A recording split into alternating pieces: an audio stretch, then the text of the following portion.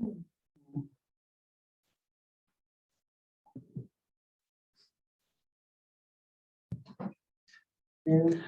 right. Good morning, everyone, and thank you for coming. I am Chief Dave Sentner with the Hinckley Police Department, and we're here this morning to talk about scams. Unfortunately, with technology expanding the way it has over the years, there's no end to the scams that we're seeing, and it's very difficult for us to even keep up with everything they're thinking about out there. So I welcome you this morning. It's our goal to inform our community about the various scams that are impacting our residents. And while our short time together will cover many of these scams, we can't cover all of them. We encourage everyone to maintain a level of skepticism when confronting by or with anyone who wants you to freely send your money to them. This morning, we've got 4 presenters. Detective Jeff Kinney is going to talk to you a little bit about what we've seen here in Hinckley. Brennan Long has a long history in law enforcement as a private investigator that investigates these types of activities. John Jaraska has an internet security company out of Medina. And Brian McDonough is an assistant attorney general for the United States out of Cleveland. So with that, we will start. Detective Kinney's going to go first. Jeff's been with us for about 10 years. He's got experience in patrol investigations. He's also an expert state of Ohio drug recognition. And his current assignment is our detective. With that, Jeff. Good morning. So when Chief Sentner asked me to put together something for this information meeting today, I went back and I looked through. I've been the department detective for 2.5, maybe 3 years now. So I went back and I looked at all of the cases, the different types of cases that I have been investigating. And I came up with 4 of them that are probably most prevalent. And I've got 2 that are fairly new.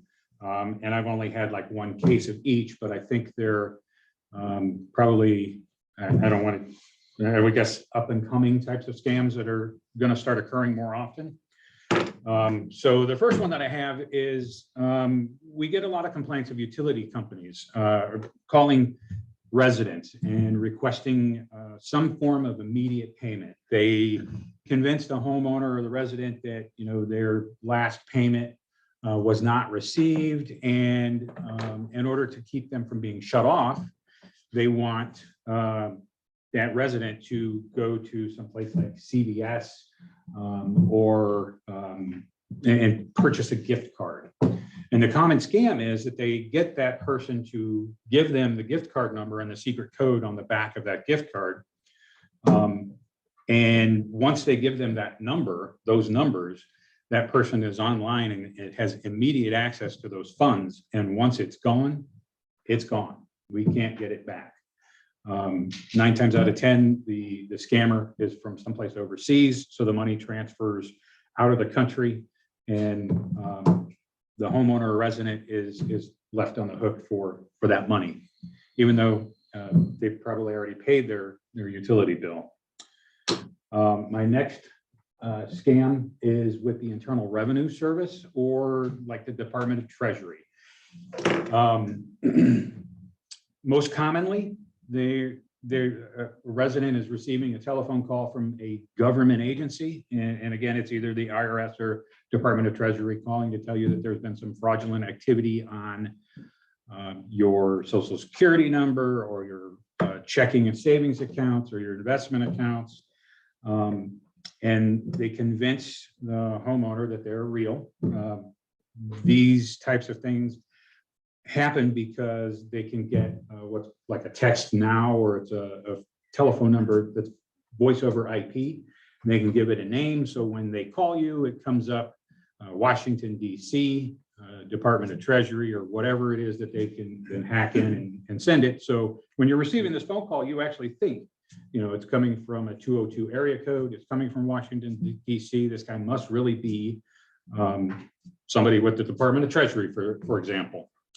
And they convince you to do all sorts of things. I think probably the strangest and the wildest one was relatively recently. I had a resident who was told that he had fraudulent activity in his accounts, and he had a number of them. And this John from the Department of Treasury convinced him to withdraw cash. And the plan was the resident would withdraw the cash, he would place it in a box, and John from the Department of Treasury would send a courier by to pick up the cash, put it in a safe for him, and once his account, the fraudulent activity on his account was resolved, he would get his money back. Unfortunately, the resident came to us a little too late. He had already put some money in the box and it was gone. I did some investigation, and I do have tools that I can use, and I certainly will. But I found that the text now phone number that this guy called from actually originated in India. Once I find that it happened, that the crime was committed outside the United States of America, I have very little, if any, jurisdiction or ability to do anything to help that resident. So unfortunately, in that case, as far as I'm concerned, I'm done with it. But there are other agencies that can take a look at those types of crimes and potentially help that victim. So no government agency is ever going to tell you to withdraw your money, put it in a box, and I'll come and pick it up and keep it for you. So my next type of scam, it's somewhat common. It's kind of old. You could potentially be at home late in the evening or early in the morning, and you get a call from a state or local law enforcement agency. Again, they're utilizing these voice over IP text now type phone numbers, and they're plugging in. It may say Hinckley PD when it comes up on your caller ID on your phone, and you answer it. And what then winds up happening is typically the most common scam is it's a grandparent, and when they answer the phone, they get, "Hi grandma, hi grandpa," and they give you a name of actually one of your grandchildren. And they tell you that they're in some kind of trouble. Maybe they had a car accident, maybe they got arrested for driving under the influence and they need bail money. And they're asking you again to either wire transfer money to the police department or to get a gift card and give them that phone number. And there's also, I've had variations where they're asking for like cryptocurrency. I had one incident where a resident traveled to a gas station in Medina at the corner of Lafayette and Court.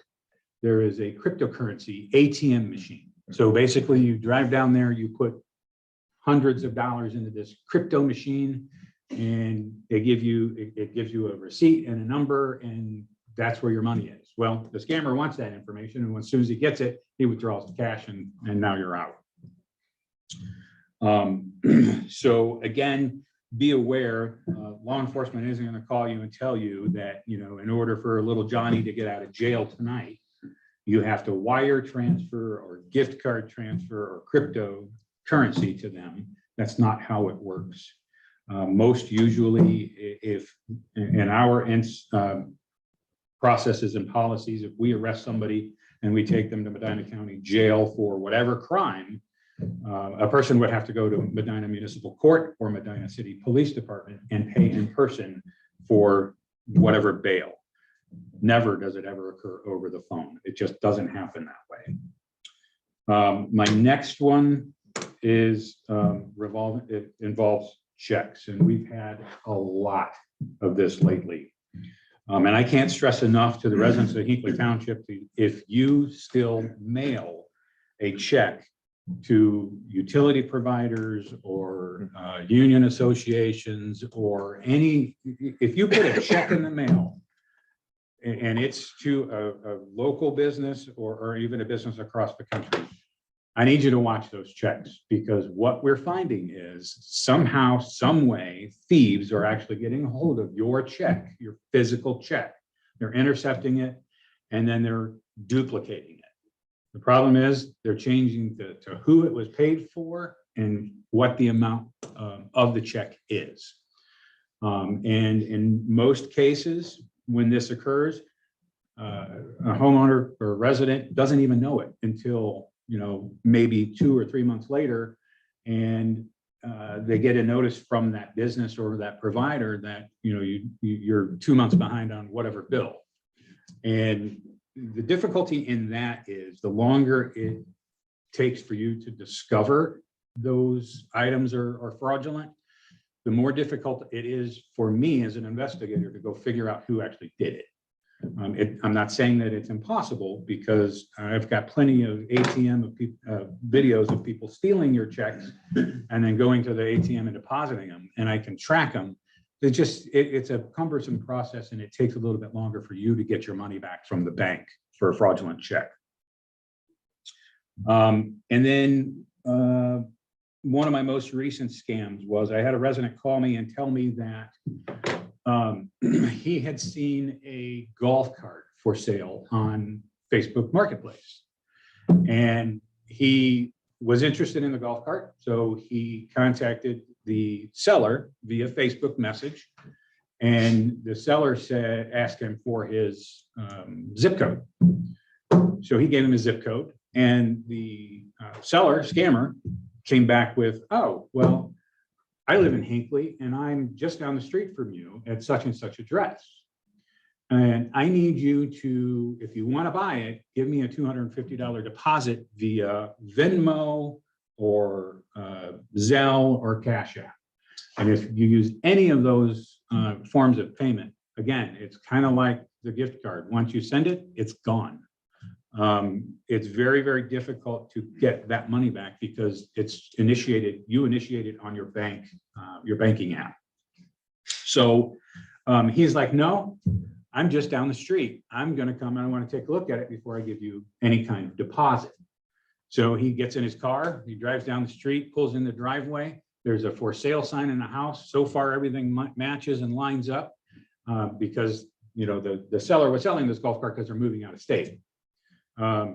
Walks up to the door, knocks on the door, and the woman answers the door and she goes, "I don't have a golf cart for sale. I don't know what you're talking about." Turns out it was a scam. When he mentioned it to me, I went on Facebook and I looked, and there were probably 150 ads in different cities across the country with that same picture of that same golf cart by that same seller. So he was doing that to a bunch of different people. Fortunately for us, that incident didn't wind up in a loss because he didn't actually use the Venmo, Cash App, or Zelle transfer. And then one of the last ones that I put in here is something that just was completely bewildering to me. So I had a resident who is a juvenile who had a expensive pair of shoes, and he listed them on some online site for sale, and somebody from Texas said, "Hey, I want those shoes." And apparently this is a thing that I didn't know about, but in order to stop copycat knockoff, things like that, you send the shoes to the buyer, and then once he determines that they're real, they're not knockoffs, he then pays you. Well, in this case, the problem was this scammer was actually pretty quick, and he was buying from multiple different people, and he set it up so he had a pair of shoes from Ohio sent to Texas, and the guy in Texas who received the shoes was expecting them to come from someone else. And so the kid lost his money, and it was like $250. I mean, it's a scam that's developing, and there's a number of ways that one can go. So my suggestion, my recommendation is don't send anything out unless you've already got cash in hand for it. That's all I have. Jeff, thank you. Next is Brennan Long. Brennan is currently a licensed private investigator in the state of Ohio. He's got over 25 years in law enforcement intelligence between the Phoenix Police Department, the FBI, and Department of Defense. He's worked numerous violations in big cases involving gangs, violent crime, white collar crime, terrorism, and counterintelligence, and he's a 25-year retired Navy Reserve intelligence officer. Thank you, Chief. Right. I tend to walk around and I don't have a mic, so I'm tethered. We're tethered today. All right. All right. So I'll stay close. Hopefully folks can hear me okay. Next slide, please. So Detective Kinney went over quite a few things, quite a number of examples. I'm just going to give a broad brush on some more of those techniques, and then the other two gentlemen following up with me are going to provide some more specifics. So we talked about the telephone scam, getting a call from the government, from a utility company. I'm in jail, please bail me out. What I find a little bit creepy is that the criminals are going to the next step. They're going to another level with this. They are actually, who has social media in the room? And I've got a number of folks, I see hands. Is it locked down or is it private? You know, and I know if I'm on Zoom audience, I'm sure there's a number of folks that have social media. Who posts videos, family events, right? And what these individuals are doing is they're going into a public account. I've posted stuff on Facebook. They're finding a video of a party, perhaps. They see a young teenager, maybe someone in their 20s who's on that video. They are actually pulling out that voice and they are creating a script from that person's voice using AI. And then they are making that call. So it actually sounds like your loved one. So as I go through these slides, I want to emphasize a couple different things. And the first thing we're going to emphasize, everybody with me, slow down. Let's say it. Slow down. You get the call, mentally you're panicking, slow down. So we're going to emphasize some of these things. Slow down. The caller won't get off the phone. They may even make threats. It's from a grandchild or a loved one that's in jail. We start to panic. I got to help this person right away. Slow down. They start to ask for money as cash, gift cards, wire transfers, cryptocurrency. Slow down. The second thing I want to verify, or I want to emphasize, verify. So two things we're going to walk away from today. Slow down and verify. So everybody, verify. Verify. All right, next slide. So the government imposter, Detective Kinney already talked about this. You get a call, it might actually come up on your screen. Medicare, IRS, Social Security, you're in trouble. It's a Department of Justice, you owe a bunch of money. It's the IRS, you owe back taxes. So you panic. And what do? And they say, hey, I want you to go get gift cards and stay on the phone while I go to Walmart and purchase gift cards. Folks, what are we going to do? Slow down and verify. Right? Next slide. False investments. What's the saying? If it sounds too good to be true, it probably is. Right? Too good to be true. I get someone that calls, I get an email that says, I've got this great investment. And if you just dump all this money into it, you're going to get a huge return. And you invest and invest and invest. And then suddenly you can't withdraw anything. Suddenly your money's gone. You can't get a hold of that person anymore. So what do we have to do? Slow down and verify. Right? Next slide. Show of hands, who's ever been in love? Come on, the whole room, right? When we start to get in love, it's exciting. You know, everybody who's been lonely. Yes. And if I'm lonely and I'm going to put myself in a position of I'm 85 years old, I live alone, I've lost a spouse, I've gone through a divorce, I'm feeling down, someone reaches out to me, I start a conversation. What do? We get that adrenaline going, we get excited. And you love to hear from that person. And they pull you in, and then suddenly you say, hey, what do you do for a living? Hey, I've got this great investment that we can get involved in. So you believe. You've got this passion going on, you're excited. You start to get involved, you start to send a little bit of money, and before you know it, you've sent a lot of money and you're not getting anything in return. And then suddenly they stop communicating. So what do we need to do?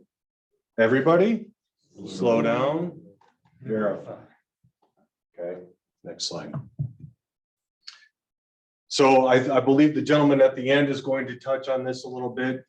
This is coming through the internet, through your emails. You click on a link, it takes you to another link that's a fake website, fake emails. Hey, you've got a delivery, click here. You've got a late delivery. I think if I pulled up my account today, you'd probably have 10 of these sitting in your email. This is an example from PayPal. Hey, you got a late payment. Click here, make your payment. What are we gonna do? Slow down, verify. How do you verify? Anybody? I got one of those. I don't even have PayPal. Yes. I knew it was. Right. And that's a good example. How do you know it's fake? When you start to look at some of this, read it. You'll see the grammar isn't correct. You'll see some weird characters. You know that's not from PayPal. If you get something like this, slow down. How do you verify? Stop. Go directly to whatever entity it is that they claim to be. Go the route you normally pay your bills. Verify, call, do whatever you need to do. Slow down. Nothing is so immediate that it has to be done within minutes. Slow down. I got this from PayPal. Let me get on the PayPal website. Let me call customer service. Let me verify. If the IRS called, hang up the phone, call the IRS. If the Department of Justice sends you an email, slow down, call the Department of Justice and verify. Next slide. Okay. So I started to get into this about a year ago, and I'm just going to throw this out there. Anybody in the room in cryptocurrency? Okay, we've got one. It is becoming more and more popular for not only scams, but also you're going to start seeing more digital assets. You're going to start seeing more digital currency. What I want you to do if you're involved in cryptocurrency is, again, slow down and verify. Verify the information before you start transferring money into this world, okay? There are businesses that do nothing but evaluate the risk on investments. Take the time, find a reputable company, and verify before you invest. And you can do that. They will track all of this information and verify before you start throwing money into cryptocurrency. Okay, next slide. Okay, so this is what's going to take place.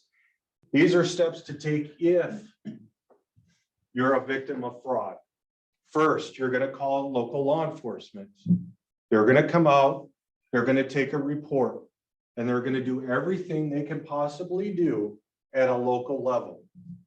But at the same time, these two websites, ic3.gov, report fraud at the FTC, file a complaint in these websites, especially IC3. Go into IC3, there's a complaint form, fill out all the information you possibly can. What happens? You've notified the local law enforcement. You've also notified this is the federal government. The federal government takes that information. They will cut leads out to the appropriate field offices, whether it's the FBI, IRS, Secret Service, and they will have the information that they can also start to look into your case. Yes. What is Question. IC3? IC3.gov, it's internet complaints Oh, for the federal government. Yes. And so again, this is basically a database for the federal government to collect that information. It then goes out to the local field office so they can follow up, okay? If you call the FBI, this is exactly what they're going to tell you. Please get on ic3.gov and file a complaint there. Call local law enforcement to also file that report, okay? Now, Detective Kinney talked about a little bit, hit on it. These other two gentlemen are going to hit on it as well. If you get involved in something like this, again, what are we going to do? Slow down, verify. However, if you're a victim,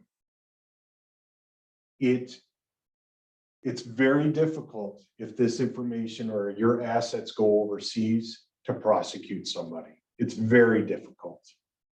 And it gets to a point where no matter what level of law enforcement's involved, there's a lot of steps to take to find, one, your assets that you have invested in, and two, prosecute someone for this crime.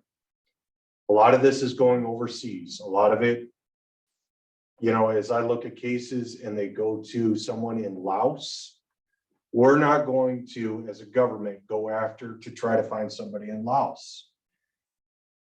We will try, the government will try to get your assets back, whether that's real money, whether that's an investment, whether or not that's cryptocurrency.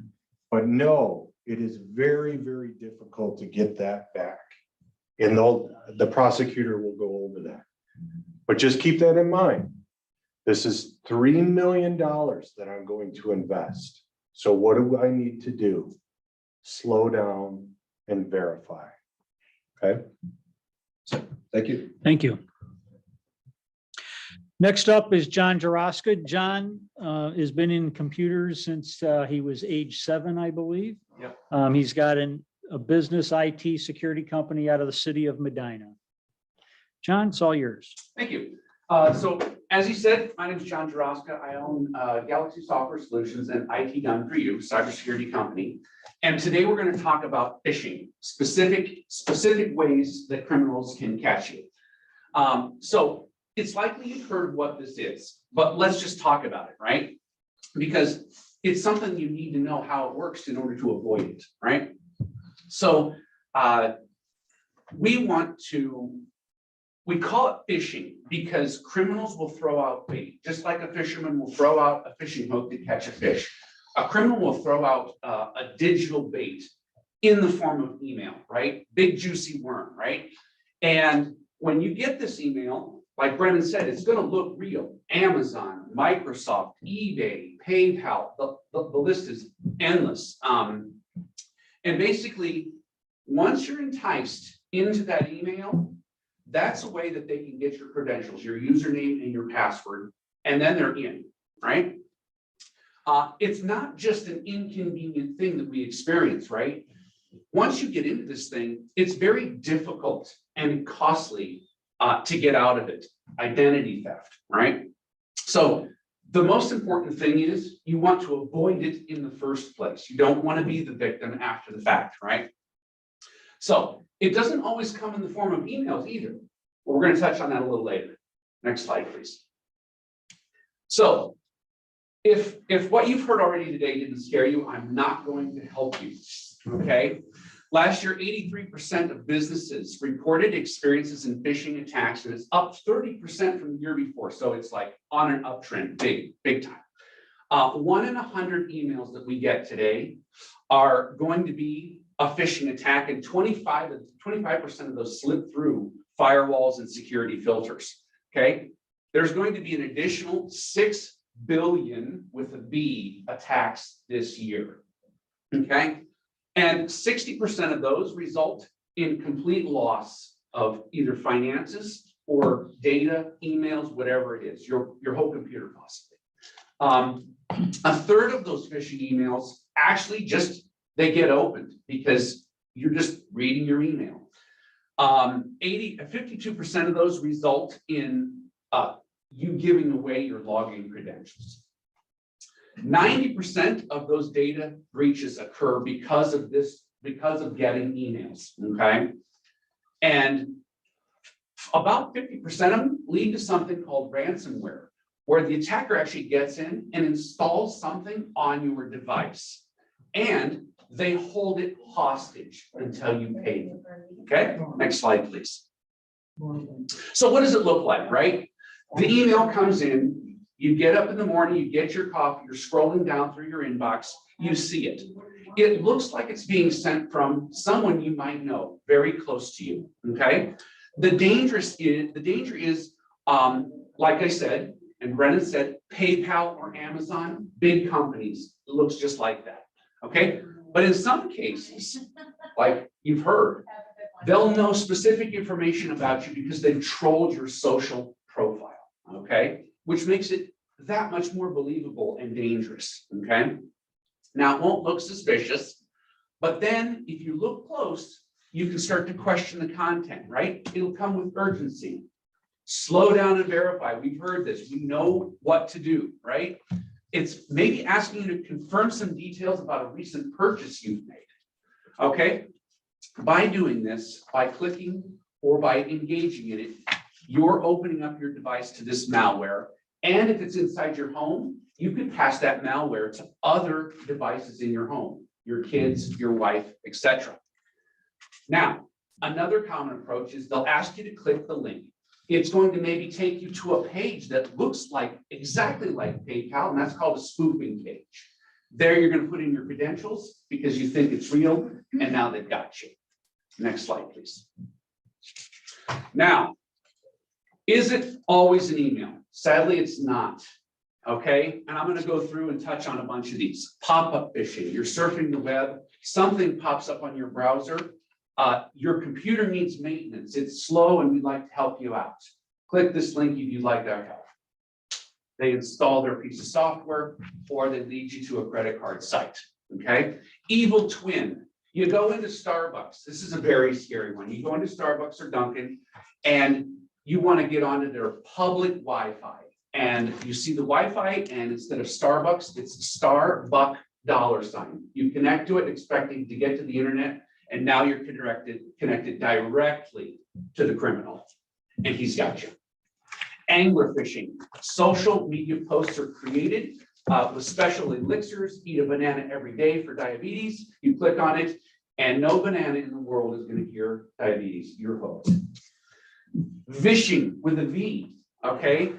It's done through your phone. Someone will call you and ask for a code, ask for your zip code, a representative, and you'll give them remote access to your computer through going to their website. Spoofing is exactly that, a website that is created to trick you into believing you're going to the real thing.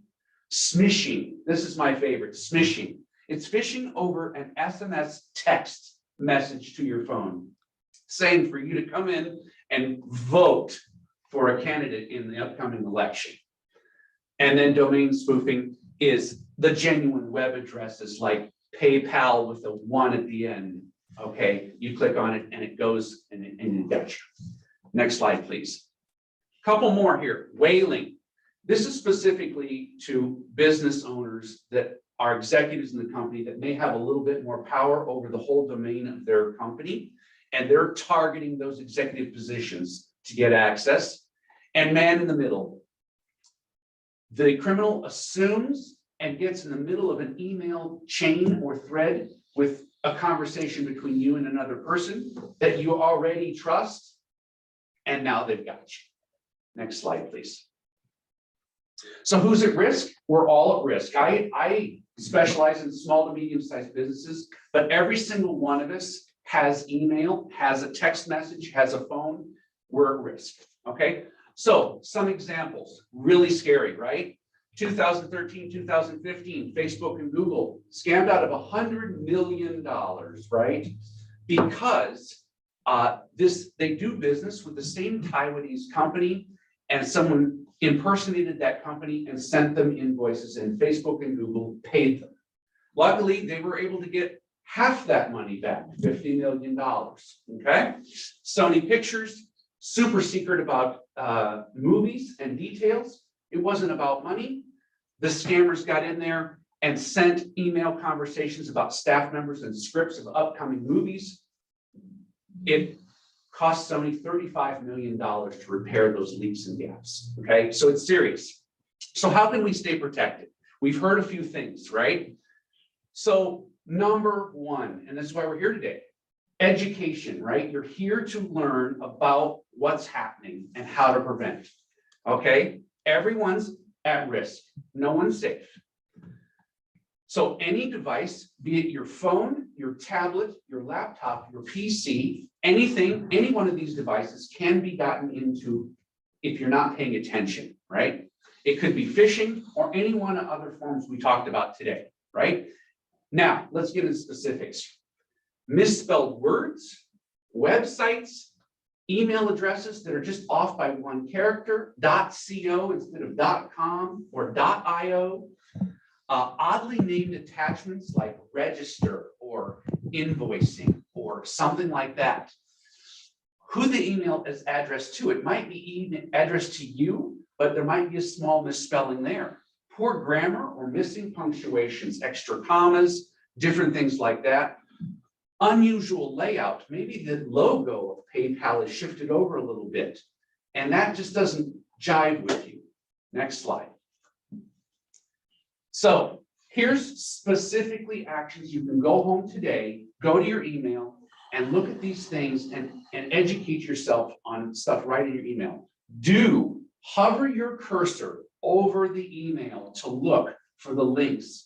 If they're very huge, they look suspicious, they don't go to the website you're expecting, that's a surefire way to tell that that's a scam. Delete. Don't log into any one of your accounts following a link by your email. We've heard Brennan say that. Always go directly to the site and log in to be sure. Do check all your emails to make sure they're genuine, even if they're from your friends, colleagues, or family. Do not, most importantly, use the same password, username and password for multiple sites, banking, Facebook, PayPal, eBay, Microsoft, Amazon, the whole bit. Do not use the same password. Use a password manager to help you randomize all this stuff and keep track of it for you. Implement multi-factor authentication. It's getting a little techy, but when you log into a website, it sends you a code to validate it is you, let me in. If you often deal with financial transactions, it's a good idea to set up a separate email just for logging into your bank account. You can do stuff like that. The other way you can avoid financial mishap, don't do online banking. If you don't feel safe doing online banking, just go to the bank and deposit your check, okay? That's all I have today. If you have any questions, I've got some cards and we'll have a question and answer at the end. Thank you. Next up is Brian McDonough. Brian is an assistant United States attorney for the North District of Ohio in the Criminal Division's White Collar Crimes Unit. He has extensive experience in investigating these types of crimes and prosecuting criminals. He's been on a number of TV shows highlighting the cases he's done. And Brian? All right. Good morning, everyone. My name is Brian McDonough, and my fancy title is Assisted United States Attorney, but that's just short for being a federal prosecutor. What I'm about to tell you is going to save you, a family member, a friend, a colleague, about $1,600. And that's because that is the average loss when it comes to a scam, according to the Federal Trade Commission in Northern Ohio. For federal purposes, the definition of being an elder is 60 years of age or older. And the federal government considers you an elder. I serve as Elder Justice Coordinator for our office, which means I have the pleasure of working with our federal law enforcement partners like the FBI, Secret Service, United States Postal Inspection Service, as well as our state and local law enforcement like Detective Kinney here in Hinckley and others, and to investigate and prosecute cases of scams, fraud. And my area is for those that are 60 years of age or older. Now, if there is a fire at your house in Hinckley, who do you call?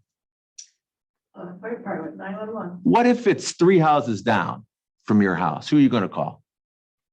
I'll still call the fire department if I see a fire in 3 houses. What if you're in a subdivision and there's one way at the end of the subdivision? Who are you going to call? Same thing, because as a community, we are all invested in this. And sadly, we cannot arrest our way. prosecute, and indict our way out of it. So on the federal level, what we do is we take a two-step approach. One is offense, one is defense. On the offensive side, yes, we investigate, we prosecute, we indict, but on the defensive side, it's outreach and education so that you'll be aware of what's going on. And the great thing about you being here today on a Saturday morning is that out of 44 cases of scams involving the elderly, do you know how many actually get reported? One. 1 out of 44. Why? A lot of folks feel shame. They feel they got duped. They feel embarrassment. We heard about that grandparent scam, okay? The only thing about a grandparent scam that a victim is guilty of is of loving your grandchild. Because you get that call and you're thinking, oh my goodness, they've been in an accident. They've hit a pregnant woman. If they're in college, there's a gag order on the proceeding and they need $10,000 bond money now. Can you help? And most folks will believe that it is there. Oh, there's the call. There it is. There it is. Perfect timing, perfect timing. They'll think it's their grandchild. Normally it'll be grandma, grandpa. And if you don't recognize it, they might say, oh, I broke my nose. I broke my nose. And then they'll pass the phone to a police officer, a lawyer, a bondsman. And the idea is this sense of urgency on it. So I had the opportunity to investigate 2 men from the state of Florida that came up to Northeast Ohio. And in 5 weeks, they made $383,000 on the grandparent scam.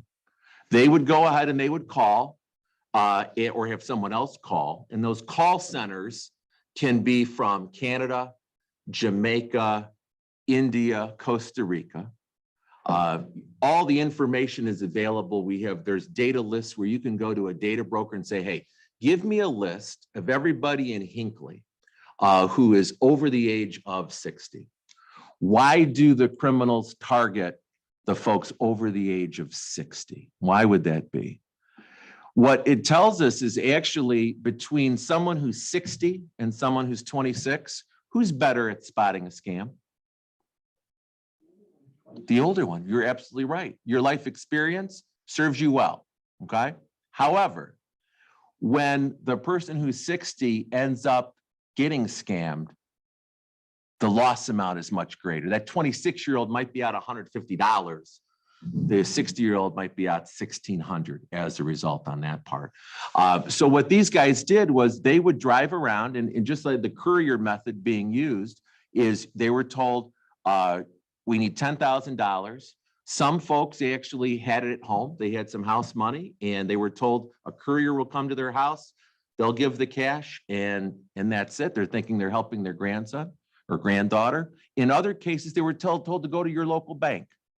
Go to your bank, make a cash withdrawal. If asked by the teller, tell them it's for home improvement. Tell them it's for a construction project. Tell them it's for something else. Don't tell them. Be secret about it.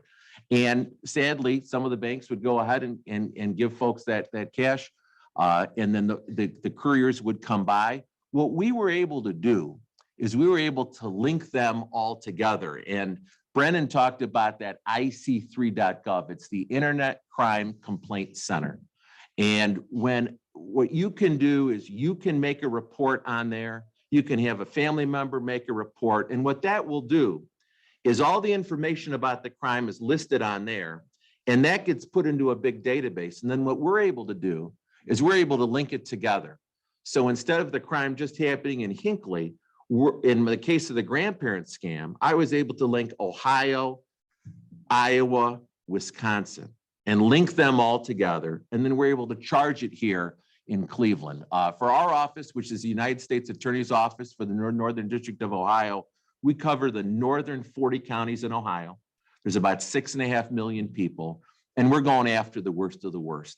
When it comes to most of the scams, there's really the 2 varieties. We've talked a lot about the one variety, and that's the stranger. The best advice that you ever received from your parents or your grandparents you had when you were 5 or 6 years old And you know what they told you? They told you 4 words. And those words will continue to serve you well. Don't talk to strangers. Those 4 words are terrific. We've had scammers that attempt to contact you by phone. Everybody answers the phone. Everyone answers the phone. What we find in investigating the cases, as been discussed, the scammers can make that call look like it's coming from anywhere. They can make that cell phone appear that it's coming from the Hinckley Police Department. They can make it look like it's from anywhere. What we found, most of them are using cell phone companies in Canada that are using those that are difficult to trace. But we are able to get some of those on that part. Also the robocalls. You'll get those robocalls. There's been some legislation to stop that, but the best advice to do is not to answer the robocall. My dad, who's 79, he'd like to have fun with it. He'd answer the call and say, "Hello, what you want? Olga, get the book, the English book." I mean, he'd keep his callers on the line. I said, "Dad, don't do that. When you answer the call, you're confirming that there's a live person on the end. So the best thing to do is not to answer any of those calls. What if it's an emergency? Have them leave a voicemail. Leave a voicemail and they'll be able to get back to you. John talked about on the emails on there. Yes, you never click on a link. You never click on an attachment. Passwords are important. When my dad had to have his first password, it had to be 4 letters, and he picked food as a password because he liked food. Then it had to go to 8 letters. So he picked food as his password. And he saved that for everything. Well, once your password, there's a data breach. Once your password gets hacked, the scammers can try various accounts on that part. And imagine your email. My wife keeps a very tidy house. And in her email account through Gmail, through Google, she probably has 4 emails. Me, on the other hand, I'm a pack rat. I save everything. I probably have 10,000 emails in my Gmail account. What do you have in yours? If someone got into your personal email, what would they learn about you? Where you shopped, where you banked, what your health condition was, what your family members, who they were on it. Those are all things to consider to go ahead and be able to go ahead and delete those and that. When it comes to cryptocurrency, as Jeff mentioned and Brennan mentioned on that part, that is a vector change when it comes to crime, okay? When Dillinger was robbing banks in the 20s and 30s, if you were able to outrun the sheriff of Summit County and you were able to make your way from Ohio to Indiana on a fast car and asphalt roads, once they made it to the Indiana border, they were home free, okay? FBI gets created in the 30s to have that jurisdiction to cross state lines. These days, someone, instead of robbing a bank like Dillinger with a gun, they can go ahead and stay in their parents' basement and rob banks in all 50 states from the comfort of their basement, and they do on that part. Gift cards that were mentioned. Here's an easy rule. If someone's asking you to do something with a gift card, it's a scam, okay? It's an absolute scam. No one is asking you for a gift card. We had one where a pastor sent an email to a parishioner, and the parishioner said, "Oh, we're doing outreach. We need gift cards for homeless and for folks." As it turns out, she went ahead, sent the gift cards, took photos, sent the numbers. On Sunday, the pastor said, "My email account got hacked. If you got an email from me, it's a hacked email." She got upset at the grocery store where she bought the gift cards. She bought $1,500 worth of gift cards. Grocery store has a Heinen's was the grocery store. Heinen's then came out with signs and said, "Listen, if someone's asking you to go ahead and make a purchase of gift cards, the great advice that Brennan said, slow down and verify that on it." If you have a business on that part, real estate transactions, someone sends an email. We had a church that were doing a project and they ended up changing they said the vendor changed their bank account information. Please wire funds to this account.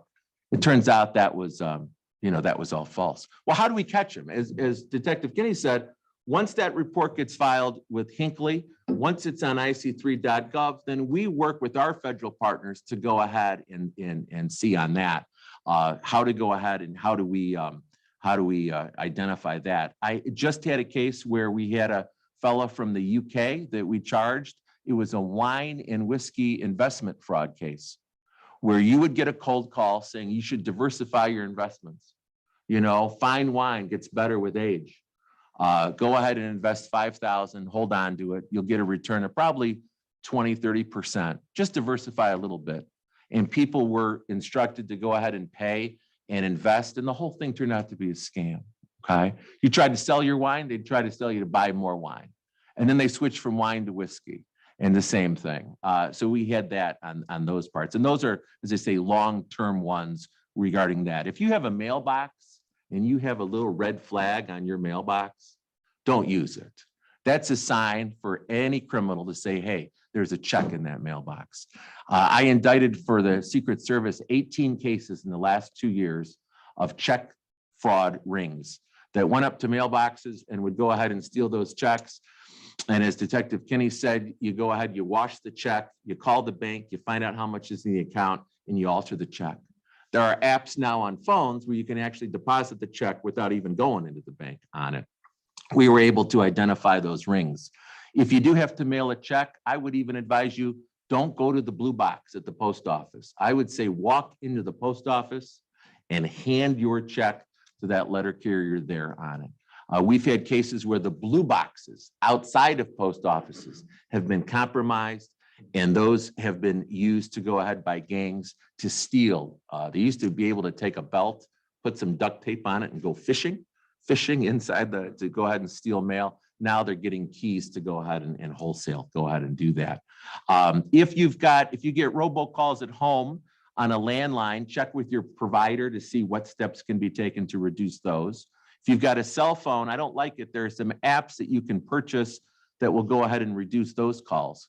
More importantly, if you go ahead and visit a friend and you see that their phone is ringing off the hook, you know that that's something to go ahead and talk and report on that. Or if you go to a friend's house and they got a stack of mail and that they've won the lottery, I've won the Irish sweepstakes, I've won the Jamaican lottery, that those are instances of it. We use a lot of resources to prosecute those folks. I've been able to extradite folks from Romania. I've got active investigations with Nigeria and West Africa, India, Costa Rica regarding it. What are some good resources for you? Elderjustice.gov, elderjustice.gov. That's the part of the Elder Justice Initiative for the United States Department of Justice. Also, identitytheft.gov. Those are wonderful resources, because what if your credit card gets stolen? What if that number, how could they steal my credit card when I have my credit card in my wallet and I've got that number? Those are great resources to use to say, hey, if you got a scam through the phone, through an email, if you got a scam through the mail, you can go ahead, and there's a lot of overlapping federal, state, and local resources available. The Ohio Attorney General's office has a wonderful site for consumer protection as well. I know we've given you a lot of information when it comes to scams. I do think the idea of not talking to strangers, taking the extra time to make a call, and then just being on the lookout are all three good takeaways for you to protect you, to educate you, and then to allow us to go ahead and catch the bad guys. And we've had tremendous success in prosecuting those, aggregating those together, and we've had sentences ranging from 3 years to 20 years for these cyber criminals who are really trying to steal generational wealth through being a bad actor.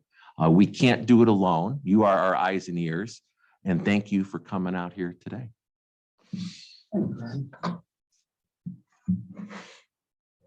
In the spirit of getting this wrapped up somewhat timely, just remember, if you're a victim, immediately call your local law enforcement. Stop giving your money away. Contact your financial institutions, credit bureaus, and most importantly, tell your family and ask for help. What we see with a lot of senior folks is they're embarrassed. They don't want to tell their kids they were scammed, but it's important. Tell your family and get their help and guidance.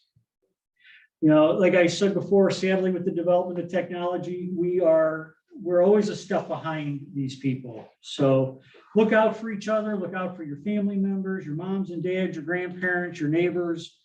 Just be there for each other.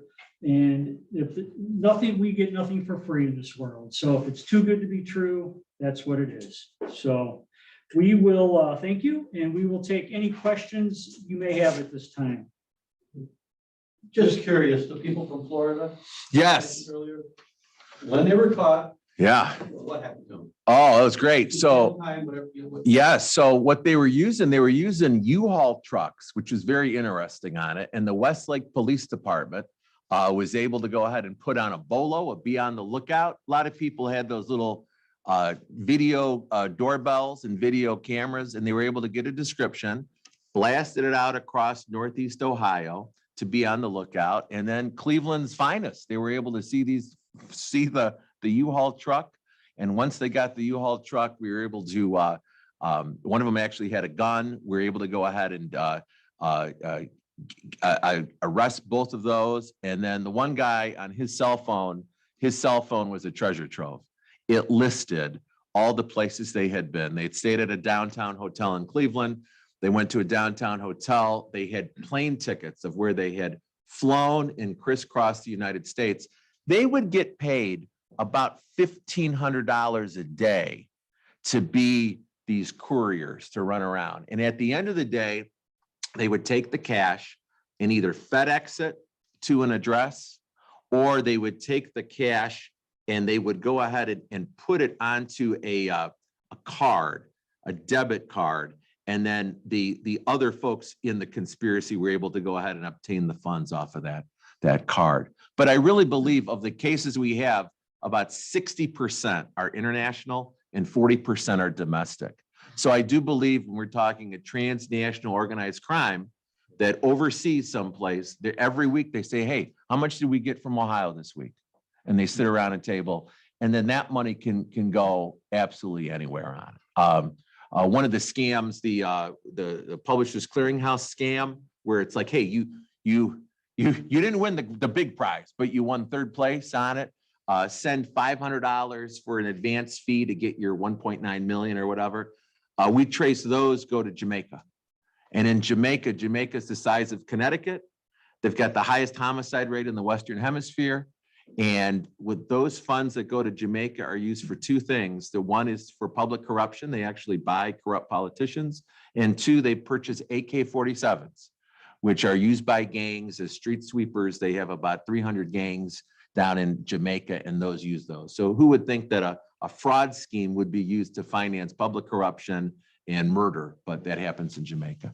But the guys from Florida, the Yeah. guys caught. Oh yeah. They Whatever, I mean, do they get a year? Oh, no, they ended up getting, under the federal guidelines, they both got 33 months and 37 months in federal prison, respectively, based on that amount. Yep. It's a white collar crime. No, it isn't. But it takes them out of commission for a while. When you think of state crimes, you've got murder, you've got rape, you've got gun crimes, violent on those. When we look at economic crimes, typically in the state system, those are more probationable offenses. They say, hey, you put them on probation, give them a chance to go ahead and pay it back for restitution, things like that. On our federal system, when it comes to white collar crimes, which are my bread and butter, you're going to prison. If we're charging you, you are going to prison. And so in the federal system, where you don't have the murders and things like that, those are more serious crimes. And then they're tagged. They're tagged in the system. We have them. If you're a repeat offender in the federal system, you're going to go ahead and get more time on that. So it may not seem like a lot, like on that low end of 3 years, but when compared to other crimes, it's significant. Mr. Larson, I'm sorry. Yeah. Unfortunately, the person in my family, most of these people are still sleeping. Yeah. But I guess my question is directed to the person at the end here.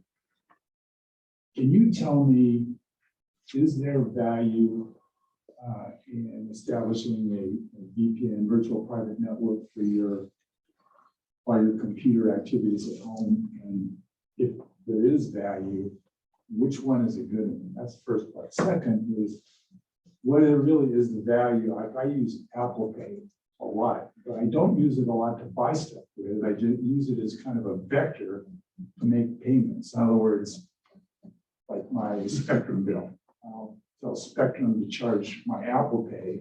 And then if anything goes wrong, Apple Pay takes care of it. So that's kind of a two-part question. Yeah, sure. Before you answer that question, could I ask you to turn that microphone back around at you? Yeah.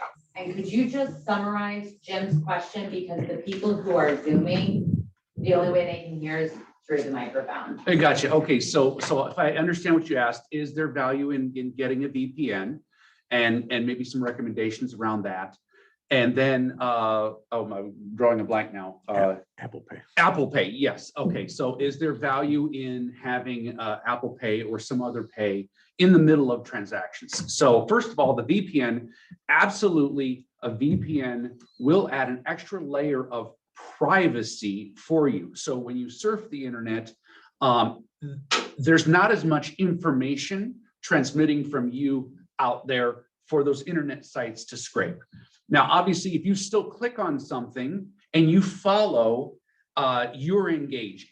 So that's not going to protect you from that standpoint. As far as best ones, there's dozens of them out there. I can, if you stop by afterwards, I can get your email and I can send you a few of those. Now, as far as the Apple Pay, Google Wallet, Samsung Pay, there's lots of them. Typically, banks will so it's the same conversation with debit cards and credit cards. Typically, an intermediary pay vendor will give you some added protection about, okay, we protect you up to $500 per transaction or $5,000 per whatever, within a certain date range. If you report within 30 days, that sort of thing, it absolutely could give you an extra layer of protection. Credit cards typically offer a little bit more and added features over using a debit card, because debit cards are linked directly to your account, whereas a credit card is not. So I hope that answers your questions. Yeah. Just on the debit card point, I would say we advise not to have debit cards. Debit cards are key. If you do want to have a debit card, link it to an account that does not have direct deposit. And that way you can limit your exposure there. Under debit cards, you have 48 hours to go ahead and contest an unlawful charge with the banks on it. They're typically very good, but again, the credit card offers superior protection in that you're able to go ahead and have 60 days to challenge charges on that. So that's why we advise against having debit cards for that reason. Okay, mine's an email question. So you're allowed to open the email, right? Don't get the links, but I always kind of check who it's from, and the from looks weird. But is that a good way to look? I mean, can they change that? That that's not even a legit way to see if it's a legit email? Yeah, the best advice I believe John mentioned is on the from, is to take your mouse and hover your mouse over that from, so you can actually see. It could say John Smith, but then if you hover, it'll say the exact email address, and that's typically the spam that you would get on it. And before, right, it is a good way to check it. And obviously, before doing any financial transaction, just being able to verify on that one. So if you got an email, even if though you think it's from someone you know telling you to do something, do one more step, do a phone call just to verify on that, and that way you're protected on it. And to add to that, Yeah. if you know John Smith and it comes up as John Smith, but the email is cut off and you don't really pay attention to that all, his email could really be johnsmith@aol.com. And this email is coming from john.smith@aol.com, but you really can't see that little portion because maybe cut off, and you're just looking at the name. It's easily fooled. So hover over it and that'll be the whole thing. Absolutely. Okay. Just something you didn't touch on is, my mantra is don't click on anything. I don't care who it comes from. We didn't talk about attachments in a document. Those can be, open you up to expose you as well. Unless somebody specifically tells me that they're sending me such and such document, don't click on anything, because that's going to send you down a dark road. And I would like, is it safe to say that pretty much any federal agency isn't gonna contact you by phone. They're gonna, as far as financial, they're gonna reach out to you by. Correct. No one's going to call. The IRS is not going to call you telling that they're going to arrest you unless you go ahead. Same thing, immigration. The other aspect of it, which is different, what we've seen is similar. I don't know if it was Brennan or Jeff who mentioned it. Someone can say, we believe like, your bank is corrupt, your teller's corrupt, we're investigating them. And what they'll try to do is try to say that we need your assistance. And now you're working with the DEA or working with the FBI. So the scammers are now trying to say, hey, you're helping law enforcement to go ahead and withdraw the cash from your bank and convert it to a cryptocurrency through a Bitcoin ATM. And on those Bitcoin ATMs, there'll be a sign about warning about scam. And they'll say, don't worry about that, because you're working with the feds now. So that it doesn't apply to you on that part. Give me your identification information, I'll contact. Yes, you. no one from the IRS is calling you. No one from any federal agency is going to call you. You're going to get something in the mail. And then when you do get it, as I say, you can take that next step and go ahead and verify it yourself and go ahead and, an in-person trip to Social Security, a call anywhere else to go ahead and verify that on. But you're right. No one's going to call and say, hey, you owe money. Go ahead and pay or use gift cards or do that. But they always have that sense of urgency. Something's getting shut off. Someone's getting arrested. Lien's going to be filed. Act now. And that's the part, I think, what Brendan's saying, that slow down part is so helpful. One last thing for credit cards, we do, is almost every one of them offers a notification for any charge that goes through. You can set it at whatever limit you want. Because when they do take a number, they put a very low cost charge through to make sure it works. Yeah. My only advice on that one is if you have a spouse and in the interest of marital harmony, if you set that amount too low and you're able to see what your spouse charges, you may not have to bring up every single charge with your spouse on that part. But yes, it's very helpful. Mine's set at a penny. It is. Yes. Going through fraud. No. Yeah. I would absolutely even on that part. say, and I know these gentlemen don't mind, if you get a call from the Department of Justice saying, hey, you owe money, stop, hang up, call the Hinckley Police Department and say, hey, I just got a call from the Department of Justice. Can you guys help me out in verifying this? And I know without a doubt, I've spoken to all of these guys in the room. They would be more than happy to follow up with you to get that verified. So that one that Jeff had touched on about the Department of Justice calling, wanting to put the money in the box. Yeah. He went to the bank. And the teller did what she was supposed to do and questioned him. And he said, hey, the guy told him that they're gonna ask you at the bank and you tell them for a remodel. Which he did. And he felt so horrible lying to the teller. Yeah. That if she had called us. Yeah. We would have easily convinced him not to, because he did not want to lie to the teller. Yeah. He felt so bad. Yeah. On that. The other thing that I'm going to throw in here, when we're talking about these agencies calling you and telling you, you call me back on this 800 number and such with your gift card or with your crypto, whatever. Every company you deal with, every government agency, they all have 800 toll-free numbers. A scammer is going to give you an 800 toll-free number, but it's going to be not to that same 800 number that's associated with the IRS. So instead of dialing the number that person on the phone gives you, maybe get their operator ID or their employee ID, and then go on the website for irs.gov, dial that 800 number that is on that real website for the federal government, dial that number, and when somebody answers, say, I spoke to John Smith and his employee ID is such and such, and he told me that I needed to do such and such. They're going to, at that point, confirm for you, number one, that the phone number that he gave you is not legit, is not real, and the whole thing is a scam, and it's going to save you the agony and the pain of becoming a victim of one of these crimes. It works with the utility companies as well.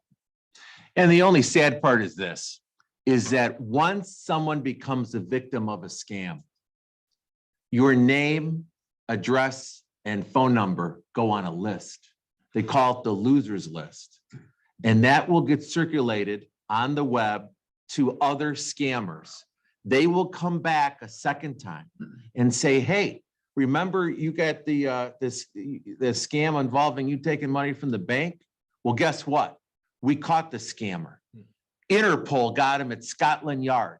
We're going to extradite him, but all we need to extradite him is $1,500 to pay for extradition. They have a playbook that they use that is so, so good. In fact, on some of them, we've had it where the family members had to cut off communication and say, hey, mom, dad, no more cell phone. And the scammers will FedEx a new cell phone in 48 hours to keep the communication going, to go ahead and keep that on it. My dad was changing cable providers. He was worried about his photos, family photos. So he Googled what he thought was from Spectrum to Cox or whatever. And he was wondering, and the guy said, oh, sir, we can go ahead and I can help you with that. And he ended up giving the guy remote access to his computer. And that helpful fellow found a virus and said, you know what, if you'd like, I can delete this virus. It only costs $99. And so my dad took his credit card, read off the number. The guy did that. Guy kept looking and said, oh, you know what? I found another virus for a year protection. It only costs $299. And at that point, that's when my dad thought, oh, goodness, I've just been scammed. What do you do? So again, thank goodness he called me, that you call the credit card company, you cancel the card, you can place a fraud alert, you do all those things, you report it. Because again, these guys are so, so good, and it's going to take all of us to go ahead and defeat that. One other one I want to throw out there. Any emails from a stranded military member overseas, delete, just delete. There is no one in the military that's going to be stranded overseas and needs money to get home. It's impossible. Just delete. Don't even read it. Just delete it. Okay? Yeah, those romance scams, number one target is a woman over the age of 50 who's single. And these guys do a long-term con where they say, I'm building an orphanage in Egypt. The sand is hot. Could you send $5 so the orphans can have shoes? And you think, hey, that sounds good. I'll send $5. And then we're building the orphanage. I need a permit. My funds are frozen. Can you send $50? And then the contractor, the wall ends up falling on the worker. And in Egypt, that's a criminal offense. Can you send bond money? Can you do this? And they string it out. So it starts with $5. And at the end of the day, we've had cases where someone has sent up to $1 million thinking that it's someone who needs help. And, the idea of how old were you when you fell in love? If you were 16, great. But now if you're 56 and now you've got means and someone is communicating with you and you say, so if you have a friend who says, hey, I found a love interest online. I went on, Facebook, or I want Plenty of Fish, or I went on, Our Time. Those guys are searching and contacting, and they've got lines that they use, loveletters.com. If you ever get in trouble, if you're ever in the doghouse and you need a line, you can use one of these saying, my heart skipped a beat when I saw your email. I loved, and they go on and on and on. And this person's promising walks on the beach and romantic dinners. And then family members are saying, hey, that's a scam. Well, if you had to pick, which one would you pick? Romantic walks on the beach, or the fact that this person does not exist? It's kind of like that golf cart. That same one is being used over and over and over again, because part of the brain that controls love has a tendency to control over all or other rational thought. But it never ends, and it will continue. As I say, as folks are lonely or looking for love, it will not end. On Facebook Marketplace, I don't know if I was buying or selling, but a couple of times now they've asked the buyer, or whatever, say, give me the code so I can confirm that who you really are. And they're asking for some code. And I'm like, what the heck is this code? That's a scam. So, yeah, so what happens is, what they're doing is they're at, when you log on to Facebook, it's going to want to ask you for that multi-factor authentication. And I've had them even say, hey, I'm going to text you a code would you please confirm, give me the code so I can confirm it's really you. Yes. When in reality, they're trying to gain access to your account and they're sending the code to your phone. And once you send them the code, they poke it in and now they're in. I've had the same experience. I sold something on Marketplace and they asked for your phone number. Create a whole new, and the next person that came and bought the item was an officer. So I told him about it and he had never heard about it yet. It's a couple of years ago, but they take your phone number. They actually create a phone number through my phone system. Like they created a new number that's similar to my number and off they went. But there's nothing you can do about it because they're already done, gone. Yeah. But never, and I hadn't been on social media forever, but now I'm quite popular with the men that are creating. I get messages from all over, and this is recently, and I'm like, oh, you're such a nice looking man. I don't respond, but that's not the person. I just delete them, but it seems to be happening a little more. So now I'm skeptical. What do I do? Do I delete everything, start over? I told my wife, I said, listen, I've never been more popular than I ever have now. Look at, I got ladies all over the world that want to connect with me on here. Yeah, I would delete everything on that part on it. Yeah. Absolutely. You're going to get text messages. It's spam. The latest one with the romance is they want you to invest in real estate. And so convert your money to that ATM, and there's great land in California or a bridge in New York you can buy and all that. And it's all, once that money's gone, it's gone. It's gone on that part. So, yeah. And I'll say that, we're talking a lot of times we talk about elder fraud, but in the cryptocurrency world, what I have noticed is they're not elders that are being victimized. They're middle-aged folks that have a lot of money and believe and are duped into seeing actual websites that track progress. They see returns. They see, oh, I'm making $1 million. I made $3 million.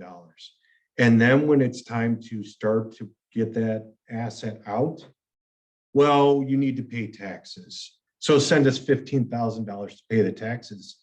And you're just now dumping something into what is a fake website in the cryptocurrency world.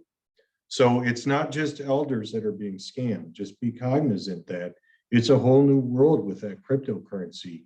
It's extreme and it's coming. I have a question on that. I have a friend that just recently moved with her job to Montana with the IRS. Said, Nancy, I met with these people. One guy's into cryptocurrency and wants me to invest. I'm like, are you crazy? Yes. Yes. Yes. Are they working socially, like in a group setting and saying, hey, I've actually got this, you want?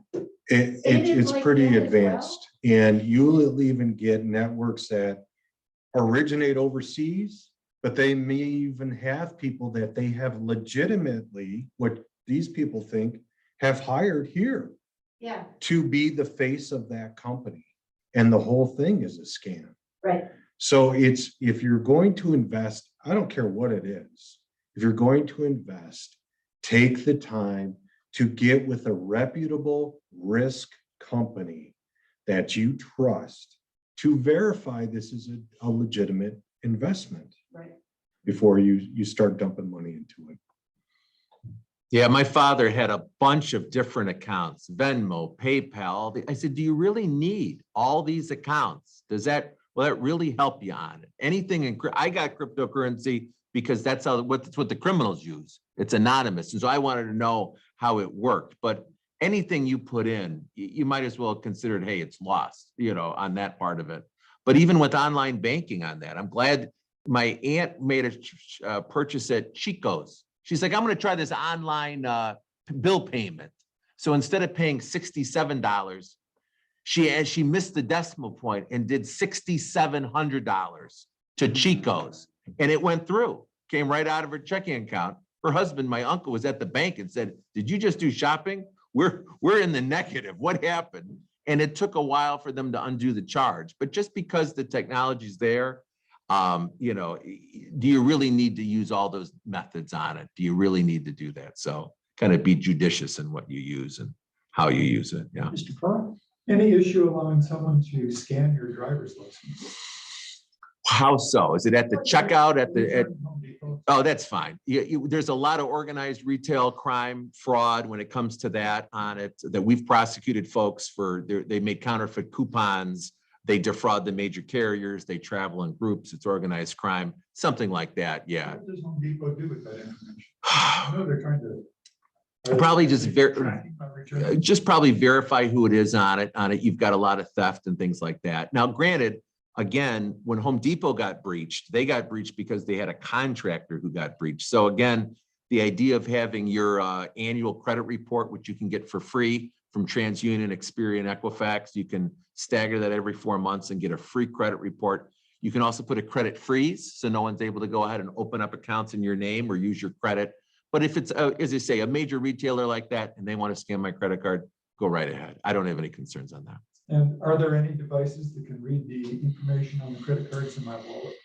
Oh, RFID on those. Yeah, they have them. You can scan. There's devices that can go ahead and do that. I know you can go ahead and get some special wallets and some things like that on it. I would think on some of those like travel, the touristy cities, high volume, things like that. I think the idea of the bank alerts is great. You can set your bank alert and you'll get a notification on your phone. If it's set your threshold over a certain purchase, that's a great way to do. Probably the best thing to do for your wallet. Take everything out of your wallet, make a copy of the front and back of all your cards. Take that piece of paper, put it in a spot at your house. So in the event that you lost your wallet or something happened, you can easily call all those numbers and say, hey, cancel my card, get a new one. Anyone else?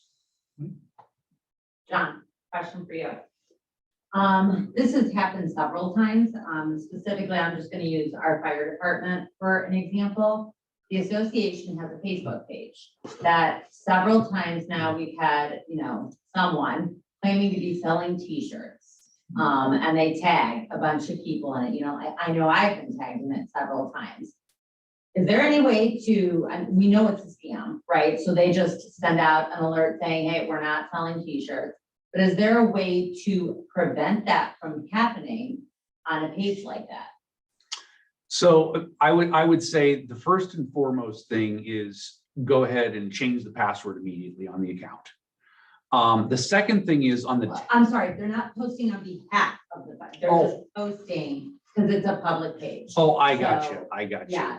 So your question is to how do you not allow the public posts? And you can't.